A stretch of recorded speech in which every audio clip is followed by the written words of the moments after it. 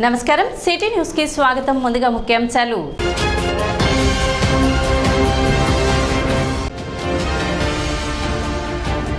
మహిళల ఆర్థిక పరిపుష్టి బలోపేతంలో భాగంగా బ్యాంకర్స్ సమావేశం నిర్వహించిన పురపాలక సంఘం.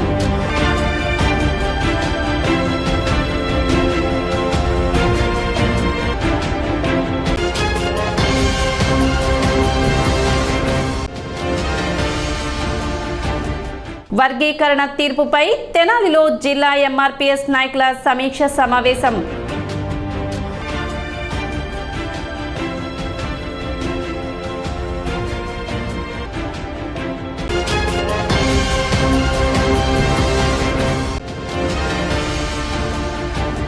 పాత కక్షల నేపథ్యంలో వ్యక్తిపై దాడి. తెనాలి ప్రభుత్వ వైద్యశాలలో చికిత్స పొందుతున్న బాధితుడు.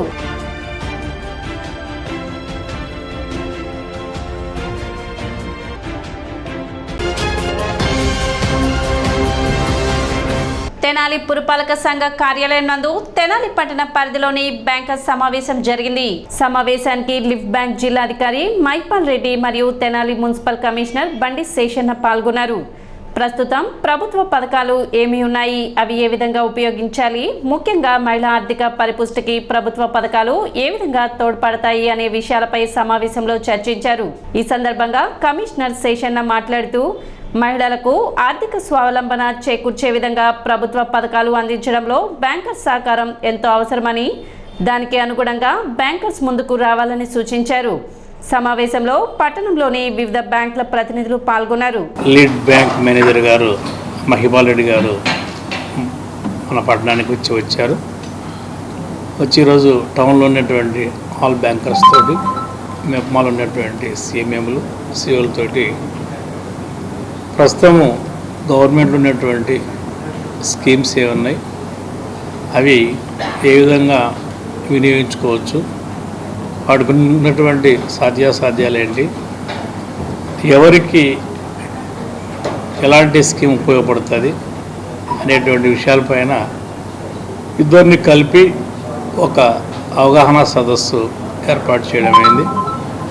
దీని యొక్క ముఖ్య ఉద్దేశం ఏంటంటే ఉమెన్ ఎంపవర్మెంటు ఏ విధంగా చేయాలి, మహిళలకు ఆర్థిక చేయూతను ఏ విధంగా అందించాలి, ప్రభుత్వంలో ఉన్నటువంటి స్కీములను ఏ విధంగా వాళ్ళు అందుకోవాలి అనేటువంటి అంశాల మీద చర్చ. ఇది బ్యాంకర్స్ అందరికీ కూడా రిక్వెస్ట్ పెడుతున్నామంటే ఇవన్నీ తెలుసుకొని ఎస్హెచ్జీలు వచ్చినప్పుడు వాళ్ళకు లోన్స్ అందించేటువంటి క్రమంలో ముందు ఉండాలని చెప్పేసి నిన్నటి దినాన జిల్లా కలెక్టర్ల యొక్క సదస్సు జరిగింది. ప్రతి మహిళని ఔత్సాహిక మహిళను పారిశ్రామికవేత్తగా చేయాలనే ఉద్దేశంతో ఉమెన్ లెడ్ ఎంటర్ప్రైజెస్ని ప్రోత్సహించడం కోసము మెప్మా సిబ్బందికి మరియు బ్యాంకర్స్కి ఒక కోఆర్డినేషన్ మీటింగ్ పెట్టి మనము ఈ గవర్నమెంట్ స్కీమ్కు సంబంధించి ప్రస్తుతానికి ఎలా ఉంది, వాటి పెండింగ్ని రివ్యూ చేయడం, అలాగే స్కీమ్స్కు సంబంధించి కొంచెం అవగాహన కార్యక్రమం కోసము రావడం జరిగింది.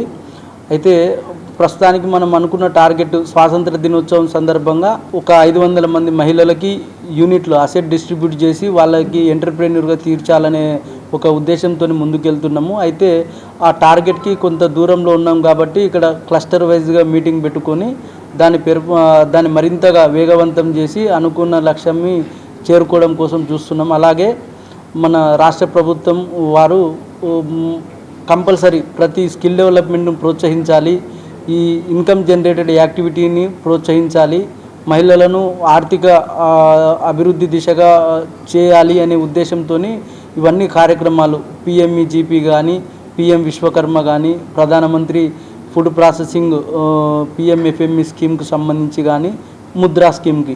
తెనాలి వ్యవసాయ సబ్ డివిజన్ పరిధిలో పంట నమోదు ప్రక్రియ ప్రారంభమైందని రైతులు తమ యొక్క పంటలను నమోదు చేయించుకోవాలని ఏడీఏ ఉషారని తెలిపారు. రైతు సేవా కేంద్రంలో ఉన్న సిబ్బంది దగ్గరకు వెళ్లి సంబంధిత వివరాలు అందించి ఈ పంటలో పేర్లు నమోదు చేయించుకోవాలని ఆమె సూచించారు.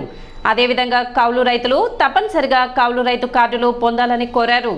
మనకి ఈ పంట అంటే పంట నమోదు కార్యక్రమం ప్రారంభమైంది కాబట్టి మన ఆర్బీకే రైతు సేవా కేంద్రాల్లో ఉన్నటువంటి ఇన్ఛార్జెస్ విఏలు కావచ్చు, విహెచ్ఏలు కావచ్చు, ఎంపీఓస్ కావచ్చు, ఎవరైనా కావచ్చు, వారి దగ్గరికి వెళ్ళి మీ యొక్క మరి ఆ డాక్యుమెంట్స్ని ఇచ్చినట్లయితే ఈ పంటలో మీ పేరు నమోదు చేయడం జరుగుతుంది. ఖచ్చితంగా మీరు వేసుకునే ప్రతి సర్వే నంబరు మరి ప్రతి పంట కవర్ అయ్యేటట్లుగా మీరు జాగ్రత్త తీసుకోవాల్సిందిగా మీకు మనవి చేస్తున్నాను. అట్లాగే మరి కౌలు రైతులు ఖచ్చితంగా CCRC కార్డ్స్ కౌలు రైతు కార్డులు తీసుకోవాల్సిందిగా మనవి చేసుకుంటున్నాను. కాబట్టి మనకి ఇక్కడ చూసుకుంటే తెనాల్లో 2500 దాకా మనం కౌలు రైతు కార్డులు ఇవ్వటం జరిగింది. అలాగే మరి దుగ్గిరాల మండలానికి వస్తే 1937 కార్డులు ఇవ్వటం జరిగింది. అలాగే మనకి కొల్లిపర మండలంలో 2100 కౌలు రైతు కార్డులు ఇవ్వటం జరిగింది. ఇది చాలా చిన్న సంఖ్య, ఎందుకంటే కౌలు రైతులు చాలామంది ఉన్నారు. దయచేసి మీరు మీ పరిధిలో ఉన్నటువంటి రైతు సేవా కేంద్రాలకు వెళ్ళి కౌలు రైతు కార్డులు తీసుకొని పంట నమోదు చేయి. ఈ నెల 12వ తేదీ జరగనున్న క్విట్ ఇండియా అమరవీరుల సంస్మరణ సభను జయప్రదం చేయాలని మున్సిపల్ చైర్పర్సన్ తాడిపోయిన రాధిక విజ్ఞప్తి చేశారు. ఈ మేరకు ఆమె ఛాంబర్ నందు అధికారులతో సమావేశం నిర్వహించారు. కార్యక్రమం ఏర్పాట్ల గురించి చర్చించారు.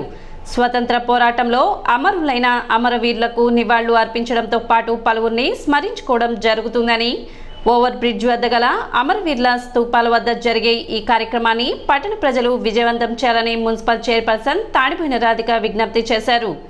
సమావేశంలో కమిషనర్ బండి శేషన్న, పురపాలక సంఘ అధికారులు పాల్గొన్నారు. నా ఛాంబర్లోని అధికారులు కానీ, మన కమిషనర్ గారు, అలానే టౌన్ ప్లానింగ్ వాళ్ళు, ఆర్ఓలు, అలానే శాండీ ఇన్స్పెక్టర్లు, అలానే స్కూల్ పీడీలు అందరం కలిసి ఇక్కడ మీటింగ్ అనేది ఏర్పాటు చేసుకున్నాం. ఈ రోజున మన ఆగస్టు 12వ తారీఖున మన దేశం కోసం ప్రాణత్యాగాలు చేసిన మన అమరవీరుల వాళ్ళకి ఘన నివాళులు అర్పిస్తానికి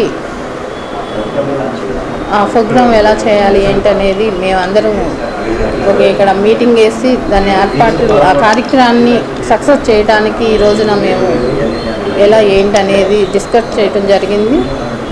అలానే ఆ రోజు 12వ తారీఖున అందరూ వచ్చి మన దేశం కోసం ప్రాణత్యాగాలు చేసిన అమరవీరులకి ఘన నివాళులు అర్పించాలని కోరుకుంటున్నాను. శ్రీ కనకపుట్టమ్మ తల్లి చల్లని చూపుతో మంగళగిరి నియోజకవర్గానికి మంచి రోజులు వచ్చాయని రాష్ట్ర విద్య, ఐటీ శాఖల మంత్రి నారా లోకేష్ పేర్కొన్నారు. దుగ్గిరాల మండలం పెద్దకొండూరులో వేంచేసి ఉన్న శ్రీ కనకపుట్లమ్మ దేవాలయంలో మంత్రి లోకేష్ మంగళవారం ప్రత్యేక పూజలు నిర్వహించారు. అనంతరం తనని కలవడానికి వచ్చిన గ్రామస్తులను ఆప్యాయంగా పలకరించి అందరితో ఫోటోలు దిగారు. ఈ సందర్భంగా గ్రామస్తులతో లోకేష్ మాట్లాడుతూ అమ్మ ఆశీస్సులతో నియోజకవర్గ సమగ్రాభివృద్ధికి కృషి చేస్తానని తెలిపారు. ప్రజా ప్రభుత్వంలో మంగళగిరి నియోజకవర్గం వేగంగా అభివృద్ధి చెందనుందని తెలిపారు. ఎన్నికల సమయంలో ఇచ్చిన అన్ని హామీలను ప్రాధాన్యత క్రమంలో పరిష్కరిస్తానని వెల్లడించారు. నియోజకవర్గ ప్రజల కోసం ఉండవల్లిలోని తమ ఇంటి తలుపులు ఎప్పుడూ తెరిచే ఉంటాయని లోకేష్ తెలిపారు.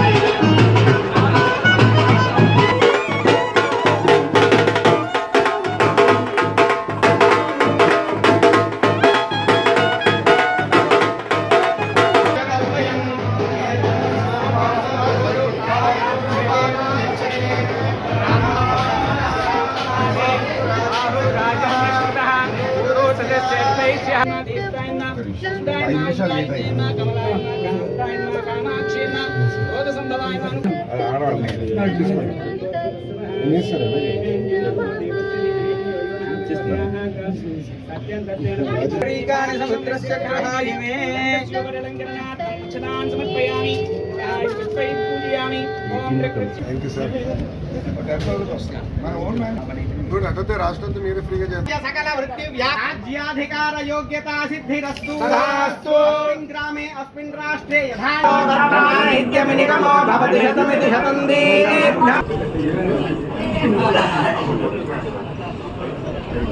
తెనాలి బాలాజీరావుపేటకు చెందిన వీధి వ్యాపారి గణేష్ పానీపూరి కార్నర్ నడుపుతున్న మొగవత్ చిరంజీవికి న్యూఢిల్లీలో ఈ నెల 15వ తేదీన నిర్వహించనున్న స్వాతంత్ర వేడుకల్లో పాల్గొనాలని రాష్ట్రపతి ద్రౌపది ముర్ము నుంచి ఆహ్వానం అందింది. ఆహ్వాన ప్రతిని తపాలా కార్యాలయ అధికారులు శనివారం ఆయనకు అందజేశారు. చిరంజీవి బాలాజీరావుపేట రైల్వే స్టేషన్ వీధిలో పానీపూరి దుకాణం నడుపుతుంటాడు. వ్యాపార వృద్ధికి జాతీయ పట్టణ జీవనోపాధి మిషన్ కింద తెనాలి పురపాలక పట్టణ పేదరిక నిర్మూలన విభాగం 2021లో 10,000, 2022లో 20,000, 2023లో 50,000 చొప్పున రుణాలు ఇచ్చింది. బకాయిలను సకాలంలో చెల్లించడంతో పాటు డిజిటల్ రూపంలో నగదు లావాదేవీలు నిర్వహించినందుకు ప్రోత్సాహకంగా ఈ ఆహ్వానం అందినట్లు అధికారులు చెప్పారు. ఈ సందర్భంగా చిరంజీవి మాట్లాడుతూ మెప్మా సహకారం వల్ల అధిక వడ్డీలకు అప్పులు తెచ్చుకోవాల్సిన అవసరం తప్పిందన్నారు. అరుదైన ఆహ్వానం తెనాలివాసిగా తనకు రావడం ఆనందంగా ఉందని చెప్పారు.